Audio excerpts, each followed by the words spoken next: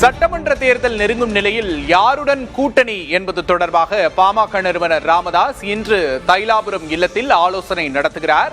2026 தேர்தலில் கூட்டணி அமைத்து போட்டியா தனித்து போட்டியா என்று ஆலோசனையில் ஈடுபடுகிறார். விழுப்புரம் மாவட்டம் தைலாபுரம் இல்லத்தில் பாமக நிறுவனர் ராமதாஸ் ஆலோசனையில் ஈடுபட இருக்கிறார் என்ற அண்மை செய்தியை பார்க்கிறோம்.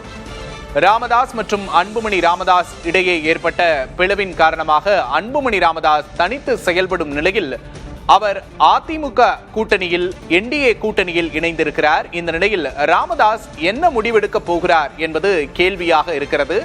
இன்று அது தொடர்பாக அவர் முக்கிய ஆலோசனையை மேற்கொள்வார் என்று எதிர்பார்க்கப்படுகிறது.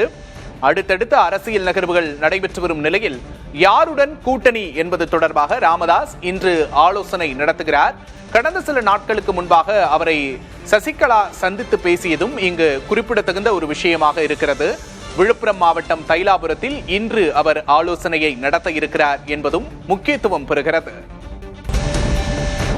ராமதாஸ் தலைமையில் நடக்கும் நிர்வாக குழு கூட்டத்தில் ஜி.கே. மணி, ஸ்ரீகாந்தி உள்ளிட்டோர் பங்கேற்கிறார்கள். யாருடன் கூட்டணி தொடர்பாக இன்று ராமதாஸ் முடிவெடுப்பார் என்று எதிர்பார்க்கப்படுகிறது. விழுப்புரம் மாவட்டம் தைலாபுரம் இல்லத்தில் இந்த முக்கிய ஆலோசனை நடைபெறுகிறது.